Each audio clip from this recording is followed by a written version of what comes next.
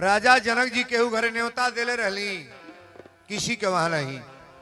चौपाई गौर करिएगा। दीप दीप कर भूपति नाना, आयो सुनी हम जो पग आना। रावण बाण छुआ नहीं चापा। रावण बाणासुर धनुष जग में गई लहले है ना, देखे कहे न रावण बाणासुर धनुष जग में गई लहले, लेकिन धनुष है महाराज तोड़ना तो दूर, किसी ने हिलाया नहीं, छुआ नहीं। बाबा लिखा तनी कि भूप सहस दस एक ही बारा, भूप सहस दस एक ही बारा, 10,000 राजा। बड़ी हल्ला होता, बहुत हल्ला। शांति बनाओ, नहीं बैठ रही हो। 10,000 राजा मिलके धनुष एक बेर तुड़ ले। बाबा लिखे हैं ये राजा कले वो कार करे एक जने से टूटी ना। और जौने राजा सोरो बंडन बना के जा तूरे, तो जब उसे ना हिले तो कहे हनुमान जी हमसे तो नाही है टूटल, एहू से न टूटे। ऊ कह के आवे हे दुर्गा माई हमसे तो नाही है टूटल, एहू से न टूटे। ऊ आवे तो कहे हे बरम बाबा हमसे तो नाही है टूटल, एहू से न टूटे। बाऊ टूटे वाला बा धनुष। एक जना होशियार राजा कहले ताकब हमरा और कहले कि सब जने मिल के एक बेर तूरल जा। तो दूसरा पूछल सभे मिल के तूरी तो बियाहवा के कर होई। तो कहले तुरले के बाद सब जने लड़ल जाई।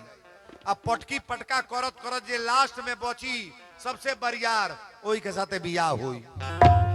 घर जोटा बनाव लो ताकब हमरा और यही तरह बाह जोड़ावल लो। एक जने कहले 1 2 3 बोलब तो तूर दी लोग। कहले 1 2 3 तो तड़ाक दे आवाज आइल। एक जने कहले धनुष टूट गई। एगो राजा कहले धनुष नहीं टूटल, हमार बाई टूट गई। धनुष टूटी ही बहिया टूट गई। धनुष अभिमान का प्रतीक है। पढ़े लिखे लोग पंडाल में बैठे हैं, थोड़ा समझने का प्रयास करना। धनुष से अभिमान का प्रतीक है और माता सीता भक्ति है। कथा तो आप लोगों ने सब सुना है, लेकिन बड़ा ध्यान से कथा को श्रवण करेंगे। धनुष अभिमान का प्रतीक है और सीता भक्ति है। जो घमंड को तूर करके नीचे आएगा वो भक्ति प्राप्त करेगा। ताली बजा लो बढ़िया रे। अच्छा, तो घमंडी आदमी के सामने कोई भगवान है जी? अभिमानी के लिए कोई परमात्मा है? घमंडी के लिए कोई कथा प्रवचन है? कहीं नहीं। बाबा लिखे हैं क्रोधी सम कामी हरि कथा, औसर बीज बये फल जथा। क्रोधी आदमी के लिए कोई कथा नहीं है। जैसे कथा में बैठेगा लेकिन उसके पल्ले कथा नहीं पड़ेगी। कामी आदमी कथा में बैठेगा उसके पल्ले कथा नहीं पड़ेगी। ऊसर खेत में गेहूं डालत जामी और जम्बो करी तो निमन होई, वही हाल कथा में हो जाएगा। क्रोधी और कामी के लिए कथा बनाई नहीं गई है। आने के बाद भी कथा नहीं सुनेगा। रास्ता में जाएगा तो पूछेगा अपनी मेहरारू से, कहो तू सुन लू है बाबा के बतिया तोरा निक लागल है? मौगी कही तो हो तो गल तोहरा निक लागल है कि ना? तो कहीं हमरा तो बुझेबे ना कइल, मर जइहे लेकिन तबले उनका बुझाई ना। होशियार मेहरारू बा तो बुझवा दे। बुझ लो। बोलो सच्चे दरबार की। धनुष के तनो लोग तूरल केहू जने तूर ना पावल। और जब धनुष ना टूटल तो राजा जनक जी के मन में बड़ा चिंता हो गई कि बुझाता ना धनुष टूटी ना हमरा सीता के शादी होई। राजा जनक जी अपनी जीवन में एक बार अनुचित वाणी बोले हैं। कब? जब धनुष किसी ने हिलाया नहीं तब बोल रहे हैं, अये दीप दीप के भूप जनों, हम किसे कहें बलशाली हैं। अरे हमको तो ऐसा लगता है पृथ्वी वीरों से खाली है।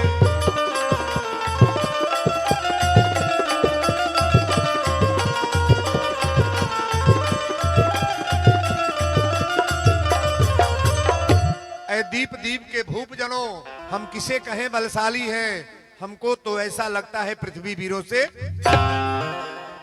अच्छा बताई इतना तो बात ही हो जा, आज ये पूरा धरती के भार रोकले बा, बोली कि ना बोली? राम जी 4 भाई है लोग, सबसे ज्यादा गरम के हो? भरत जी, लक्ष्मण जी। बाबा लिखले बनी कि चलत दसानन डोलत यौनी। रावण जब पृथ्वी पर चलता है तो धरती कांपती है, और हमारे लक्ष्मण जी जब बोलते हैं तो धरती कांपती है। जब ये कहले कि दीप दीप के भूप जनों, हम किसे कहें बलशाली है, हमको तो ऐसा लगता है पृथ्वी वीरों से। टप दे लक्ष्मण जी खड़ा हो गए, कहले महाराज ये धनुष में का रखल बा, पूरे ब्राह्मण को गेंद के तरह से उतल पुतल कर दें हम। जितने तेज गरमैले विश्वामित्र बाबा कल लक्ष्मण तू बैठ ही जा। लक्ष्मण बैठ गई, तन ध्यान दे। विश्वामित्र बाबा कहले कि उठहु राम भंजन भव चापा। तन एक बात बताएंगे, यहाँ जितने विद्वान हैं, धनुष के तुरले बा के तुरल राम जी। रामायण में कहीं लिखा गया है कि धनुष को तोड़ते समय किसी ने देखा है? क्या लिखा हुआ है? पूरे रामायण को पढ़िएगा। राम को धनुष तोड़ते समय किसी ने देखा नहीं। कारण है, वीरेंद्र बाबा बता रहे हैं, भगवान धनुष तोड़ने जा रहे हैं। धनुष अभिमान का प्रतीक है और सीता भक्ति है। जो घमंड को तोड़ेगा, घमंड छोड़ेगा, वो भक्ति प्राप्त करेगा। महाराज यही तो कथा का वर्चस्व है। कथा का सार, मेन सार समझने का प्रयास करना। विश्वामित्र बाबा कहले, ऐ राम उठो मत देर करो, तोड़ो अब धनुष महेश्वर का। हरे राजा मन में अति चिंतित है, दुख दूर करो मिथिलेश्वर का।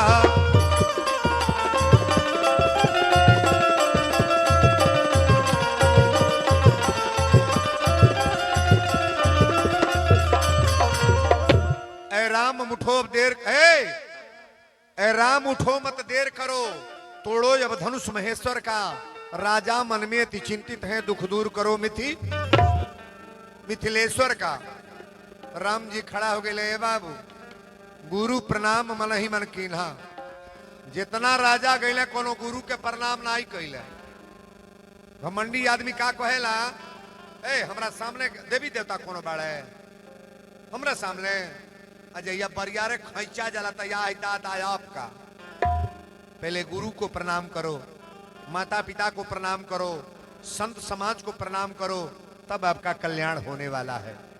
बोलो सच्चे दरबार की। राम जी गुरु के प्रणाम करके धनुष के पास पहुंचले। यहाँ जितने विद्वान हैं शब्द को समझने का पहले प्रयास करेंगे कि धनुष को तोड़ते समय लोगों ने देखा क्यों नहीं। मैं बता रहा हूं, जब धनुष के पास राम जी गए ना, लेत चढ़ावत खैचत गाढ़े, काहू न लखा देख अरु ठाढ़े। राम जी को धनुष छूते, उठाते, तोड़ते किसी ने नहीं देखा। जब धनुष टूट गया तब लोगों ने देखा कि टूट गया। कारण क्या है? धनुषवा जब छुअल है तो कई हजार बिजली का चमक इसमें है। चौपाई यहां बाबा लिखे हैं, दमके दामिनी। दामिनी माने बिजली। कई हजार बिजली के चमक भइल, आ जेव चमक भइल तबले तड़ाक दे, वही बीच में सब अखिया मूल लिहल आ राम जी धनुष। मेरे को बिजली गिरत के देखी वीरेंद्र बाबा कहां बड़ा है, अखिया पर भागी हो दाद। कोई नहीं देख पाया, लेकिन बाबा बता रहे हैं, ते ही छन राम मधि धनु तो ओरा, उठे भुवन धुनि घोर कठोरा।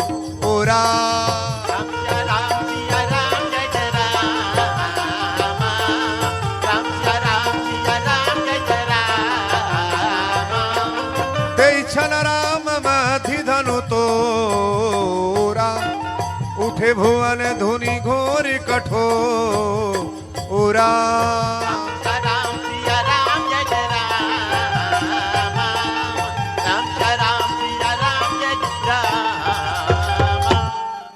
धनुष टूट गईला के बाद सब लोग देखल ताली बजा के बरिया रहे।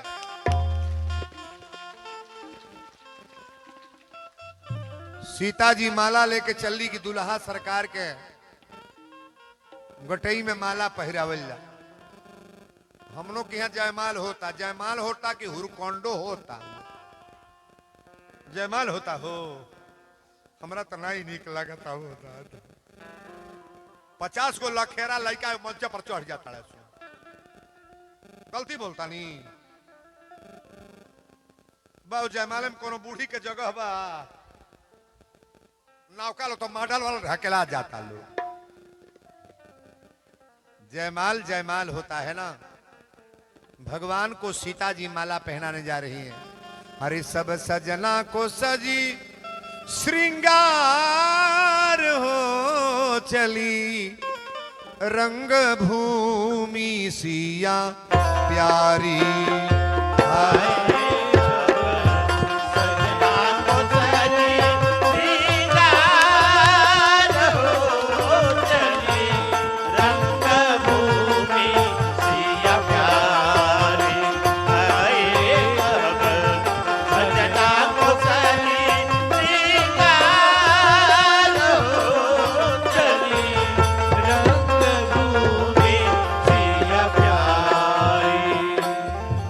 कंकन कीनी कीनी शोरी मचावती,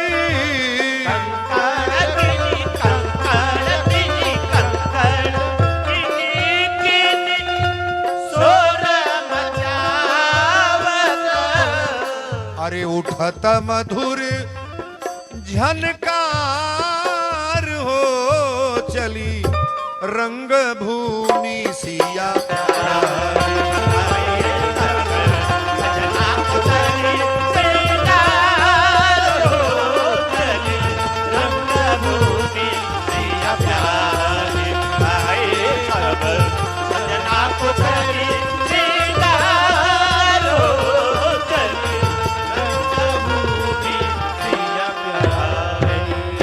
कथा तय बाल बतन हमरा और ताक। राम जी बानी बड़ हन आ दुल्हन बाड़ी बड़ हन। सीता जी छोट रहली। सखी लोग कली मुड़ी नीची मुड़ी निहुराई माला पर जा। राम जी कहलन ना ई ना होई। मेहरारू के सामने कबो मर्द मुड़ी नीचे करी। हमरा अयोध्या के नियम ना हो। मिथिला के सखी लोग कली चिकोट के फुला देव जाते ही अब। अच्छा कितनों गौरम दुल्हा होकर ससुरारी में सोच हो जाला कि ना ना हो जी है। अरे बड़ी बड़ी लीला ससुरारी में होला। सखी लोग कली मुड़ी नीचे करी माला पर जा। राम जी कहले ना कर। सखिया कहने लगी कि आप बड़े हैं और हमारी सखी छोटी हैं, मुड़ी नीचे नहीं करेंगे। राम जी ने कहा नहीं। एक सखी बोलने लगी अरे झुक जाओ तनिक रघुबीर, बनी मोरी छोटी है। झुक जाओ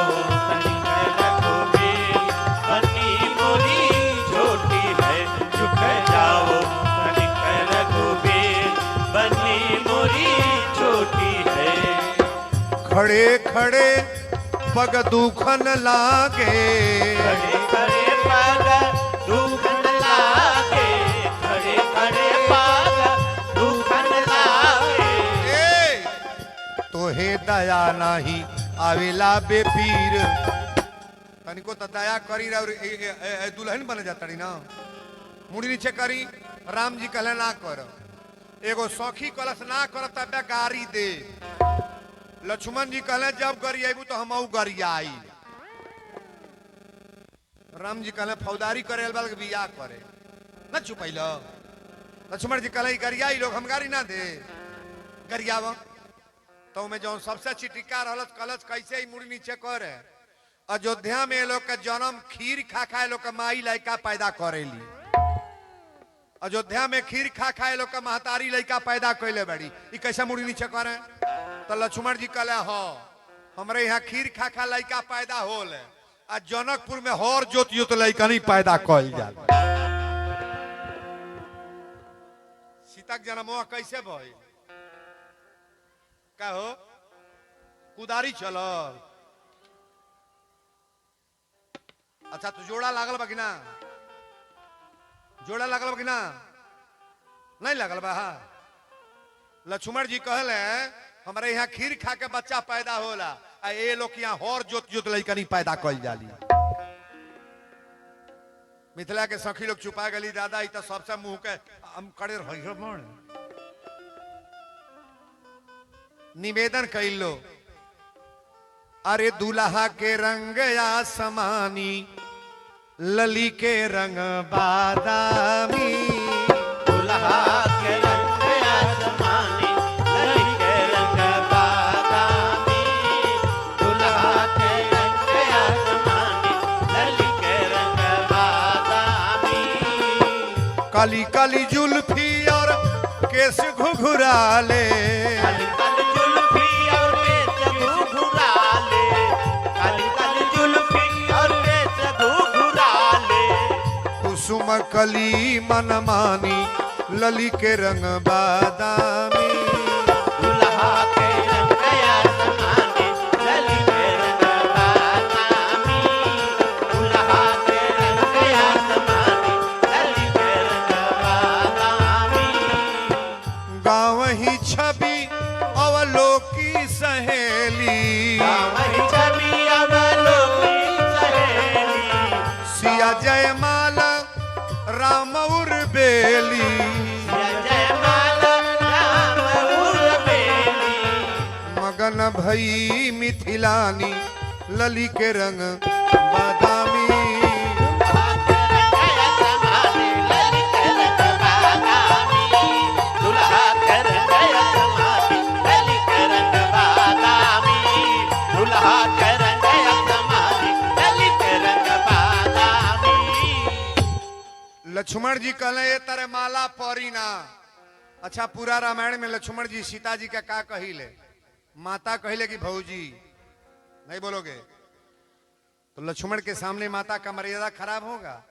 लक्ष्मण जी कहले घोड़े पर गिरे चलता नहीं, आ गिरब तक खड़ा नहीं होखो। आ जब भैया राम निहुर के उठावे लगब तो रुआ टप दे माला डाल दे। चलू आई भइल बा। लक्ष्मण जी गोड़ पर गिर के प्रणाम करता रहे।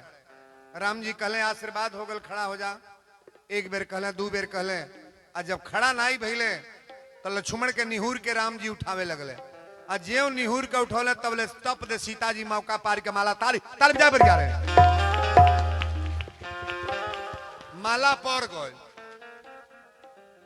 अरे दुल्हा धीरे धीरे चलिहा ससुरारी गलिया, दुल्हा धीरे धीरे चलिया ससुरारी गलिया, दुल्हा धीरे धीरे चलिया ससुरारी गलिया, दुल्हा धीरे धीरे चलिया। ससुरारी गलियां हो ससुर की गलियां, ससुराल गलिया है ससुर की गलिया, ससुराल गलिया है ससुर के गलिया। रघुबर धीरे धीरे चलिया ससुरारी गलियां, धीरे धीरे चलिया ससुरारी गलिया, रघुबर धीरे धीरे चलिया ससुरारी गलिया, रघुबर धीरे धीरे चलिया। बोल धीरे जा रामचंद्र की। कथा ये जगह पर आयल बा, बड़ा गौर से सुनिएगा, बड़ा सुंदर प्रसंग है। धनुष एक जनी तुरले, बियाह क जने के होता? दू जनी के। क जने के बियाह भाई? अच्छा तनी है हो बताए। जन्म एक के बेर चारों भाई के भइल की बाद में कई दिन पर एक साथ नाव एक के दिन धराइल की कई दिन? एक दिन। मूड़न एक दिन भइल की कोई दिन? जनेऊ संस्कार एक दिन भइल की कोई दिन? पढ़े लोग एक बेर गइल की अलगे अलगे? कहो आज बियाह एक बेर होता सबके की अलगे अलगे? चारों भाई का शादी एक साथ। बड़ी सुंदर भाव है। सदानंद जी जब धनुष टूट गई तो धनुषो टूटले के बाद बड़ा उपद्रव बा। अब इतना जल्दी भी हवा नहीं हुई। धनुष टूटले के बाद के आयल बा? परशुराम जी महाराज फरसा लेके जब आवाज सुनले, कहीं पर्वत के किनारे रहले, और जब आवाज सुनले तब फरसा लेके उतना तेज छरकत चलल बड़े, जब भरल समाज में गईले तो सब लोग देखा था ना बड़ा भीड़। और जब फरसा लेके देखल लो जो राजा तूर नहीं पौले रहे लो, वो अपन अपन के कहता अपने बापे के नाम धर तक सरकार हमरे पिताजी का भाई नाम हो। कहले दादा हमनी के पहुंच जाइल जा। जने कहले कि इतना बड़ा भोल भोले कि हमनी के तुरली नहीं हो जा। अब जे धनुष तुरले बाबू तब भोगबे करी, अब तक कुल ही होइबे करी। परशुराम कहले कि जना तारा दरवाजा पर भीड़ कैसन भइल बा? कहले गुरुदेव ई भीड़ आपसे का छिपावे के बा? भीड़ के चर्चा हम बता दे। जब तकले देखले तो कहले ई धनुष कैसे टूटल बा? कहले धनुष टूटल बा में कारण बा। कहले धनुष तूड़े वाला के पहले बुलाव, धनुष तूड़े वाला के बता दे पहले बूटी बूटी ये फरसा से अबे काट दे। आज जनक एक बात सुन ला, हमारा सामने बिलका के कोई बाहर करेगी धनुष को तोड़ने वाला कौन है? राजा जनक जी कहले यू दादा इतना बड़ा गंभीर मामला बा। अच्छा कितनो बाप ऋषि आइल होके, बाप कितनो ऋषि आइल होके, आ घर में कुंवार बेटी बा हेकरे बराबर चाहे हो तो चाहे हो, बापे के गोड़ पकड़ ले कि पापा जाए दा जौन भइल तौन भइल, तो बाप मान जाएंगे ना? ना मानिए, ना मानिए, नहीं मानेंगे। बेटी का कहना कतई पिता मान जाएगा महाराज, जैसा भी बाप हो। राजा जनक जी कहले दादा ई गुस्सा हमरा मान के ठंडा कोई ना बा। कहले सीता के बुला के पहले प्रणाम करा ली। सीता के बुलौले, कहले बेटी सीता महाराज जी के प्रणाम कर। आज जब प्रणाम कैले, सीता जब प्रणाम कैली तो राजा जनक पूछले कि राजा जनक बेटी के जब प्रणाम करा के साइड में भइले तो परशुराम जी कहले कि राजा जनक ये लड़की के है? कहले गुरुदेव यह तक कारण है बेटी बा, यही के मनौती रहला कि जो धनुष को तोड़ेगा उसके साथ सीता का शादी हम करेंगे। कहले तो तुम्हारी प्रतिज्ञा रहल, धनुष तुरला से पहले हमसे राय लेला, धनुष तोड़ने वाला का नाम बता दो, नहीं चाहिए इस सारा समाज में सबको मार देंगे। लेकिन ये जान गए लोग दादा अब तो पात शुरू, तो भगवान बोलल बड़े कि नाथ शंभु धनु भंज निहारा,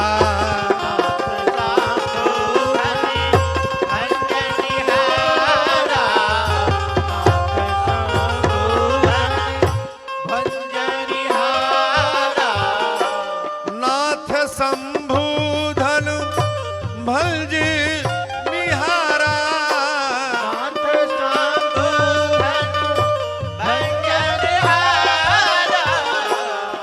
हन को एक दास तुम्हारा,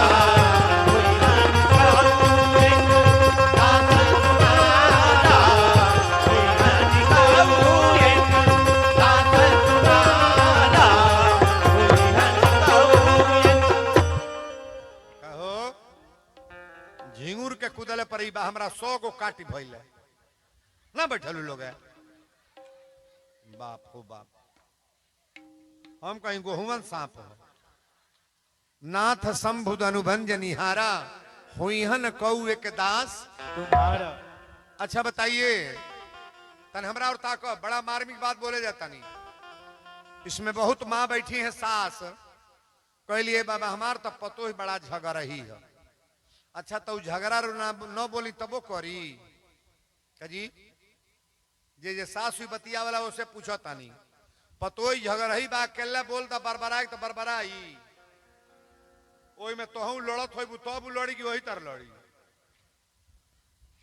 नहीं बुझाता बतिया। एगो धीरा चाहिए एगो गौरम, अगर पतो ही गौरम बा तो सास लोग सुन ले निवेदन हमार बात ठंडा बन करो, और सास गौरम बा तो पतोहो लोग सुन ले वो लोग ठंडा बन कर है। एगो ठंडा रही तो कबो लड़ाई होई बा ना करी, होई लड़ाई। आ जुनू तड़ा तड़ बा तो ठोठा ठोठौगल ले हो जाए।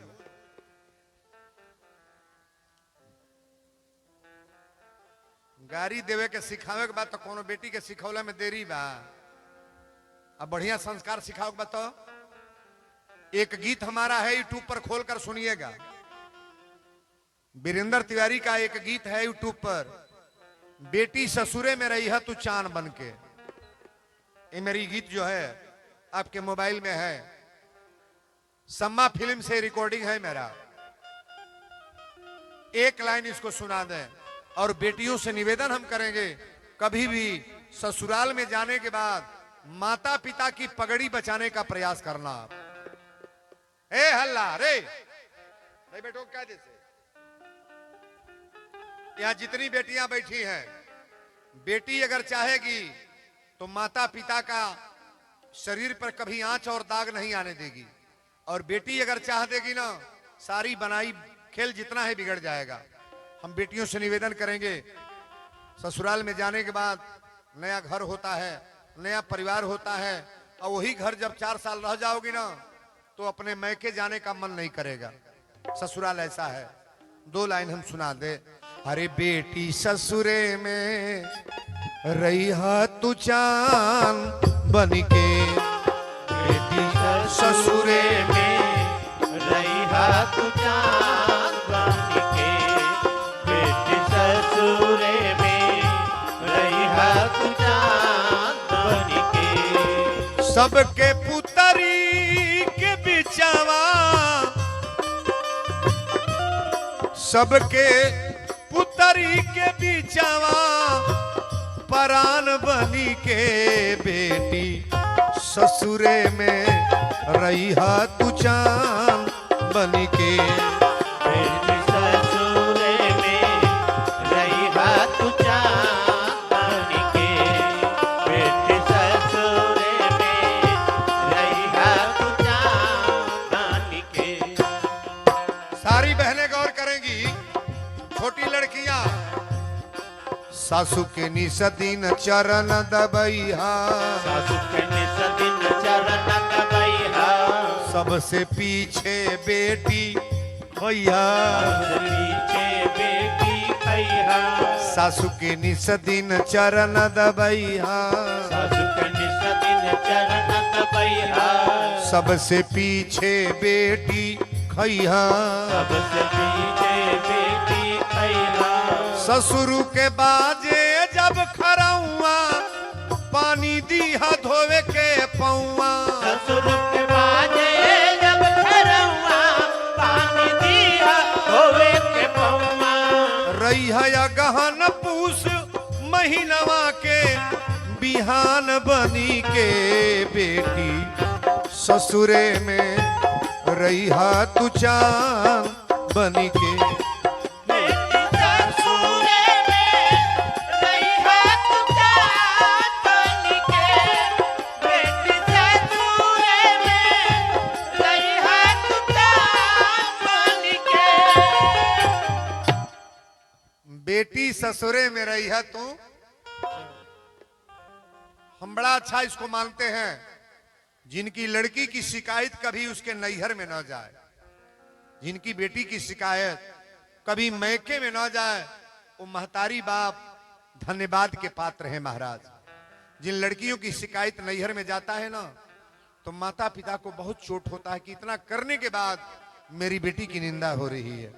हम निवेदन करेंगे और सास लोगों से एक बात कहेंगे, एगो बेटी जौन आयल बा ओके बुझा हमारी बेटी है, जौन पतो ही आवत है ना ओके बेटी बना के रख। अब पतो ही जो आ रही है उन लड़कियों से कहेंगे, ये सोच लो कि मैं एक मम्मी छोड़ कर आई हूं तो मेरा दूसरी मम्मी मिल गई। कभी झगड़ा होगा तो मम्मी बना करके रखो और वो बेटी बना करके रखें, सास बहू में कभी झगड़ा तो ही भी नहीं करेगा। आज की कथा यही है। आज की कथा, कल भगवान की कृपा हो, विवाह राम जी का विवाह की कार्यक्रम राम वनवास तक कल बड़ा जोरदार कथा है और इस कथा में सभी लोग भाग लेंगे। आज जितने लोग आए, कल विवाह में क्या क्या लगता है सभी लोग जानते हैं। खोइछा का थोड़ा चावल ले लेना, वस्त्र ले लेना, ये सब लगता है कि नहीं। भगवान राम का विवाह कल होगा, तो विवाह में सब लोग एक वस्त्र खोइछा का चावल